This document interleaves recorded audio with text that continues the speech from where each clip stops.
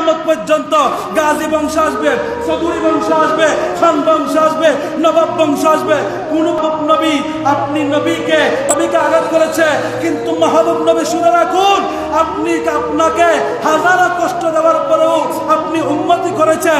যখন আপনার পরিবারের উপর, যখন আপনার আহলে বাইতের উপর, যখন ইমাম হুসাইনের শানে যখন কোন মুনাফিক, কোন বদবখ যদি আপনার পরিবারের শানে আঘাত আনার আগে আমি আল্লাহ ঘোষণা করে দিলাম, ইন্নামা ইউরিদুল্লাহু লিইউযহিবা আনকুমুর রিজসা আহলাল বাইতি ওয়া ইউতাহহিরাকুম তাতহীরা। কিয়ামত পর্যন্ত গাজী বংশ আসবে, চৌধুরী বংশ আসবে, খান বংশ আসবে, নবাব বংশ আসবে। কোন বংশের পবিত্রতা আমি আল্লাহ ঘোষণা করি নাই, কিন্তু যালিকাল কিতাব লা রাইবা ফীহি হুদাল লিল মুত্তাকিন। আমি ওই কিতাবের মধ্যে কিয়ামত পর্যন্ত আমার বান্দাদেরকে জানিয়ে দিতে চাই, আমার নবীর পরিবার